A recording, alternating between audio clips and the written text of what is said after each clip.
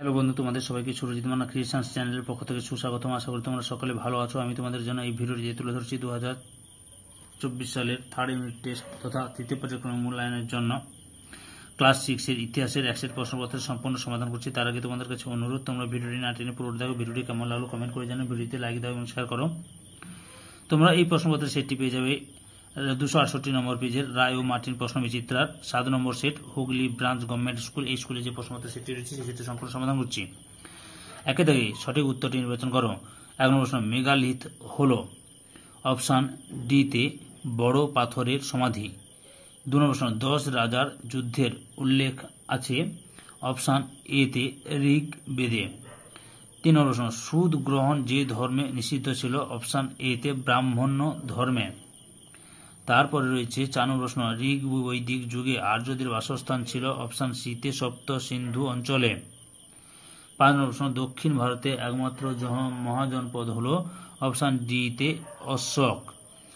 6 নম্বর প্রশ্ন, হর্ষবর্ধনের উপাধি ছিল অপশান এতে শিলাদিত্য। 7 নম্বর প্রশ্ন, কলিঙ্গের প্রথম শক্তিশালী রাজা ছিলেন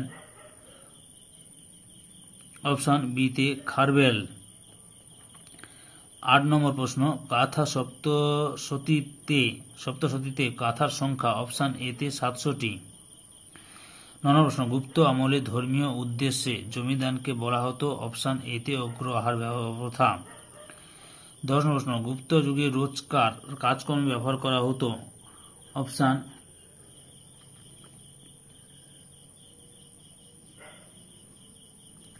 সিতে তাম্র মুদ্রা। তারপরে 11 নম্বর, সঙ্গম সাহিত্য যে ভাষায় রচিত অপশান সিতে তামিল ভাষায় রচিত। 12 নম্বর প্রশ্ন হচ্ছে 12 নম্বর প্রশ্ন, স্তূপের চারিদিকে তোরণ ছিল অপশান এতে 4টি। 13 নম্বর প্রশ্ন, তাম্রলিপ্ত বন্দরটিকে গ্রিক ভাষায় বলা হয় অপশান সিতে তামালিতেস। 14 নম্বর প্রশ্ন, জীবক ছিলেন অপশান এতে চিকিৎসক।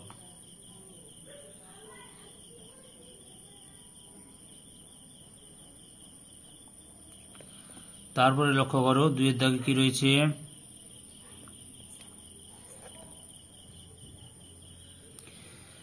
নিচের প্রশ্নগুলি উত্তর দাও। 1 নম্বর, সংহিতা কথার অর্থ কি? সংকলন করা। সংহিতা কথার অর্থ সংকলন করা। 2 নম্বর প্রশ্ন, বেদের অপর নাম কি? বেদের অপর নাম হচ্ছে শ্রুতি। শ্রুতি। 3 নম্বর প্রশ্ন, মহাস্থানগড় কোথায় অবস্থিত?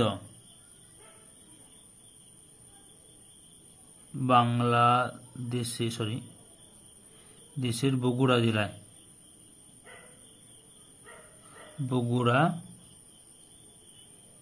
জেলায়। 4 নম্বর, ত্রিপিটক কোন ধর্মের প্রধান ধর্মগ্রন্থ? ত্রিপিটক হচ্ছে বৌদ্ধ ধর্মের। একটু এদিকে লিখছি বৌদ্ধ ধর্মের।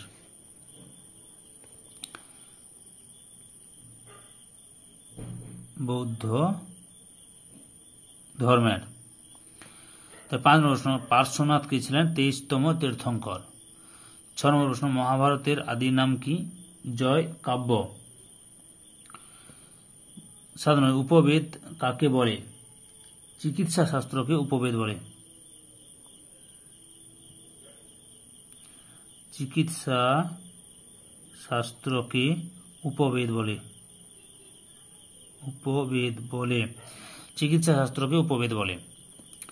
এরপরে লক্ষ্য করো 8 নম্বর প্রশ্ন, অর্থশাস্ত্রকে রচনা করেন কৌটিল্য। 9 নম্বর প্রশ্ন, সুদর্শন হ্রদ কোন সম্রাটের শাসনকালে নির্মিত হয়? চন্দ্রগুপ্ত মৌর্যের আমলে।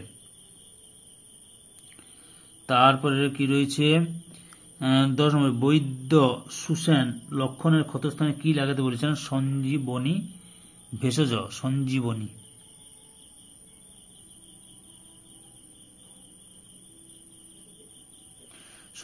ভেষজ। তারপরে 11 নম্বর, কনিষ্কের মূর্তি কোথায় পাওয়া গেছে? মথুরায়।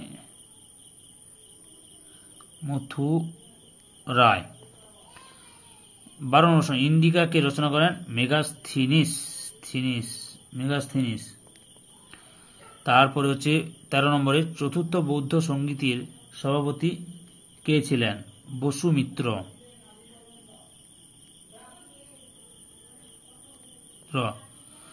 তারপর 14 নম্বর প্রশ্ন, লিচ্ছবি কাদের বলা হতো? যে সকল বজ্জী বৈশালীর আশেপাশের অঞ্চলে বাস করত তাদের বলা হতো লিচ্ছবি। যে সকল বজ্জী বৈশালীর আশেপাশে অঞ্চলে বাস করত তাদের লিচ্ছবি বলা হতো। 3 দাগে নিচের প্রশ্নগুলোর উত্তর দেওয়া যে কোনো 3টি। 1 নম্বর, সভা ও সমিতি বলতে কি বোঝায়? উত্তর, সভা গঠিত হতো অভিজ্ঞ ও বয়স্ক ব্যক্তিদের নিয়ে। সমিতিতে সকল মানুষ যোগ দিতে পারত। এখানে রাজনীতি বিষয়ে নানা রকম আলোচনা হতো। জৈন ধর্মের ত্রিরত্ন কি? জৈন ধর্মের ত্রিরত্ন হল সৎ বিশ্বাস, সৎ জ্ঞান ও সৎ আচরণ। 3 নম্বর প্রশ্ন, আর্য সত্য কি? বোধি লাভ করার পর বুদ্ধদেব মানুষের মুক্তির উপায় হিসেবে যে 4টি সত্য পালনের উপদেশ দেন তা আর্য সত্য বা চতুরার্য সত্য নামে পরিচিত। চতুরার্য সত্য হল মানুষের জীবনে দুঃখ আছে, দুঃখের কারণ আছে, দুঃখ দূর করা যায়, দুঃখ দূর করার জন্য সঠিক মার্গ বা পথ আছে, দুঃখ দূর করার জন্য এই মার্গটি হল অষ্টাঙ্গিক মার্গ। 4 নম্বর প্রশ্ন, এটা হবে অনুসম্মত। দ্বিতীয় চন্দ্রগুপ্তকে শকারি বলা হয়েছে কেন? গুপ্ত সম্রাট দ্বিতীয় চন্দ্রগুপ্তকে শকারি বলা হয় কারণ তিনি গুজরাট অঞ্চল থেকে শক শাসকদের উচ্ছেদ করেছিলেন। তিনি ছিলেন শকদের শত্রু বা অরি, তাই তাকে শকারি বলা হয়। হরপ্পা সভ্যতাকে প্রথম নগরায়ণ বলা হয় কেন? প্রাচীন ভারতে হরপ্পা সভ্যতায় যে নগর কেন্দ্রিক সভ্যতা গড়ে উঠেছিল তাই এ প্রথম নগরায়ণ বলা হয়। পরের প্রশ্ন, সাতবাহন শাসনে মেয়েদের অবস্থা কিরূপ ছিল?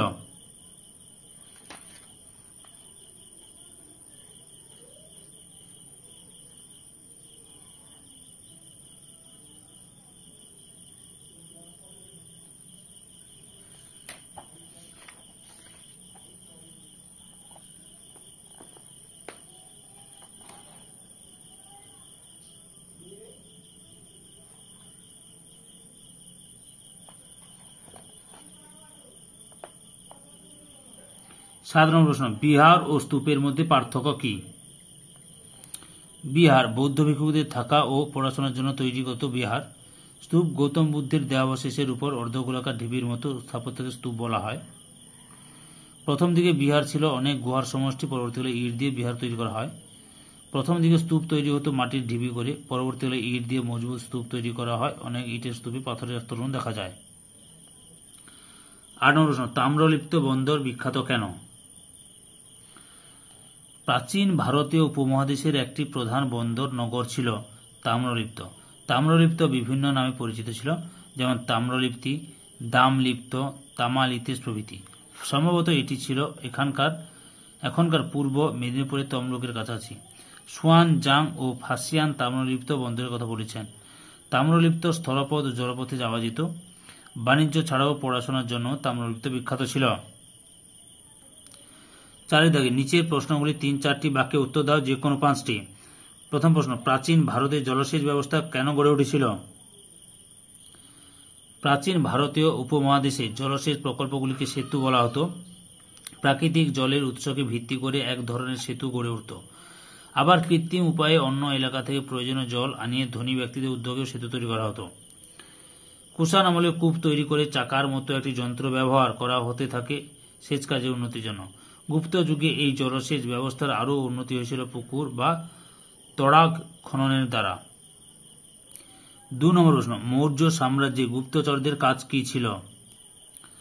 মৌর্য সম্রাটের প্রথম গুপ্তচর নিয়োগ করেছিলেন। গুপ্তচরেরা সন্ন্যাসী, ছাত্র, ব্যবসায়ী, ভিখারিনী প্রভৃতি অনেক ছদ্মবেশ ধরে কাজ করত। গুপ্তচরদের মাধ্যমে সাম্রাজ্যের সব খবর সম্রাটের কাছে চলে আসত।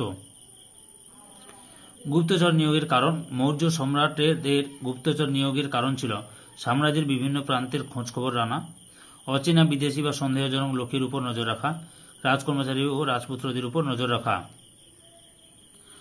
4 নম্বর প্রশ্ন, গান্ধার শিল্পে বুদ্ধ মূর্তিগুলি কেমন ছিল? উত্তর, সারনাথের জাদুঘরে রক্ষিত বোধিসত্ত্বের মূর্তি, জামালপুরের দণ্ডায়মান ভগবান বুদ্ধের মূর্তি, এলাহাবাদের কাছে মানকুয়ারের বুদ্ধ মূর্তি প্রভৃতি গান্ধার শিল্পে উল্লেখযোগ্য নিদর্শন। লাল বেলে পাথর দিয়ে ভগবান বুদ্ধের এই মূর্তিগুলি নির্মাণ করা হয়েছিল।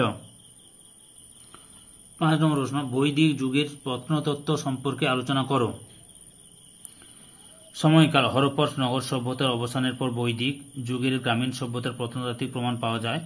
উত্তর ভারতের বিভিন্ন এলাকায় খ্রিস্টপূর্ব 1600 অব্দ থেকে খ্রিস্টপূর্ব 1000 অব্দ বা তার পরের সময়কে বৈদিক যুগের প্রত্নতাত্ত্বিক প্রমাণ পাওয়া যায়। বৈদিক যুগের প্রত্নস্থল, বৈদিক যুগের প্রত্নতাত্ত্বিক প্রমাণ পাওয়া যায় হরিয়ানার ভগবানপুরায় এবং অহিত ছত্র, হস্তিনাপুর, অত্রঞ্জি, খেরা, নোহ প্রভৃতি জায়গায়। প্রাপ্ত জিনিসপত্র, বৈদিক যুগের প্রত্নস্থল থেকে পাওয়া গেছে ধূসর রঙের মাটির পাত্র,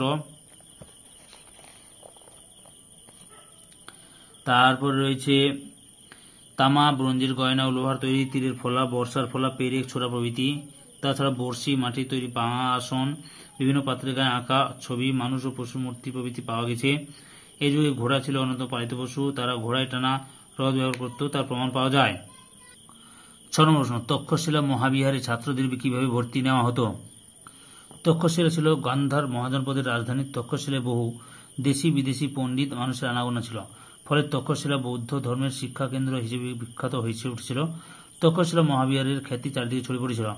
তক্ষশিলা শিক্ষা, তক্ষশিলা মহাবিহারে উচ্চশিক্ষা লাভ করার জন্য বিভিন্ন অঞ্চলের ছাত্ররা এখানে আসত। শিক্ষার্থীর বয়স, এখানে 16 থেকে 20 বছরের বয়সে ছাত্ররা ভর্তি হতো। শিক্ষাকাল, এখানে মোটামুটি 8 বছর লেখাপড়া করতে হতো। লেখাপড়ার মান ছিল বেশ উন্নত। পরীক্ষা ব্যবস্থা, এখানে মিলিত পরীক্ষা হতো না, পরীক্ষার পদ্ধতি ছিল সহজ। বিখ্যাত ছাত্র, তক্ষশিলা মহাবিহারের বিখ্যাত ছাত্র ছিলেন যুবক পাণিনি চরক। 7 নম্বর প্রশ্ন, গুপ্ত যুগে স্ত্রীধন বলতে কি বোঝো? গুপ্ত যুগে স্ত্রীলোকের সম্পদকে স্ত্রীধন বলা হতো। এই যুগে বিয়ের সময় মেয়েরা কিছু সম্পদ পেতেন, এই সম্পদের উপর একমাত্র তারই অধিকার থাকত। তারা নিজেদের ইচ্ছে মতো এই সম্পদ ব্যবহার করতে পারতেন, তবে স্ত্রীধন দেওয়ার প্রথা সবসময় চালু ছিল না। 5 দাগে নিচের প্রশ্নগুলির 7-8টি বাক্যে উত্তর দাও, যে কোনো 3টি। 1 নম্বর, বর্ণাশ্রম প্রথা কিভাবে চিকিৎসাবিদ্যায় বাধা সৃষ্টি করেছিল? এই প্রশ্নের উত্তরটি আমি এই মুহূর্তে পাইনি, তোমাদের পরে এই প্রশ্নের উত্তরটি আমি জানিয়ে দেবো, অর্থাৎ একটা সেটের প্রশ্নের উত্তর যখন করব তোমাদের জানিয়ে দেবো এই প্রশ্নের উত্তরটি কি হবে। 2 নম্বর প্রশ্ন, বৈদিক যুগের শিক্ষা ব্যবস্থা কেমন ছিল? বৈদিক যুগের শিক্ষা ব্যবস্থায় ছাত্রছাত্রীদের মুখে মুখে ও হাতে কলমে অনেক কিছু শিখতে হতো। বেদ, ছাত্রছাত্রীদের গুরুর মুখ থেকে শুনে বেদ মুখস্থ করতে হতো। গণিত, ব্যাকরণ, ভাষা শিক্ষা, তখন গণিত, ব্যাকরণ ও ভাষা শিক্ষার উপর জোর দেওয়া হতো। আত্মরক্ষা ও অস্ত্রশিক্ষা, ছাত্রছাত্রীরা নিজেদের রক্ষা করা এবং অস্ত্র চালানো শিখত। চিকিৎসা, তারা অসুস্থ রোগীর চিকিৎসা করতে শিখত। নাচ গান, ছাত্রীরা অন্যান্য বিষয়ের সঙ্গে নাচ গানও শিখত। 3 নম্বর বিষয়, নালন্দা বিশ্ববিদ্যালয়ের পঠন পাঠন পদ্ধতি সম্পর্কে লেখো। তোমরা নালন্দা বিশ্ববিদ্যালয় এখান থেকে শুরু করবে, পুরোটা লিখবে, লিখে এত দূর লিখো, গুপ্ত আমল গুপ্ত লেখো, তারপরে বলছি স্ক্রিনশট নিয়ে নাও। তারপরে এখান থেকে পরবর্তী পশুপতি বংশের রাজারা, এখান থেকে শুরু করো। পাঠ্য বিষয়বস্তু, শিক্ষক মন্ডলী, শিক্ষার্থী দিয়ে নালন্দা বিশ্ববিদ্যালয় ভারতীয় উপমহাদেশের অক্সফোর্ড বলে ব্যাখ্যা করা হয়, এত দূর পর্যন্ত লিখবে। ওকে,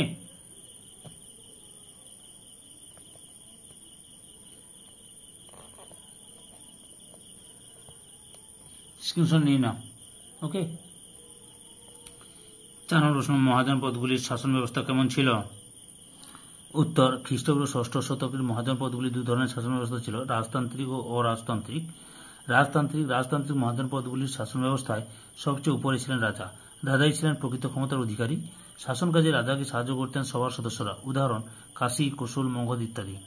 অরাজতান্ত্রিক মহাজন পদগুলির মধ্যে কয়েকটি অরাজতান্ত্রিক রাজ্য ছিল, এগুলিকে গণ্য রাজ্য বলা হতো। গণ্য রাজ্যগুলিতে উপজাতির লোকেরা বাস করত। গণ্য রাজ্যগুলিতে জনগণ আলাপ আলোচনা করে তাদের কর্তব্য ঠিক করতেন, উদাহরণ বজ্জী, মল্ল প্রভৃতি। 5 নম্বর প্রশ্ন, কারিগর ও ব্যবসায়ীদের সংঘগুলির ভূমিকা কী ছিল? এই প্রশ্নের উত্তরটিও আমি এই মুহূর্তে তোমাদের সামনে তুলে ধরতে পারছি না, আমি পরে তোমাদের এই প্রশ্নের উত্তরটিও করে দেব পরের কোনো ভিডিওতে। সম্পূর্ণ ভিডিওটি দেখার জন্য তোমাদের সবাইকে অসংখ্য ধন্যবাদ।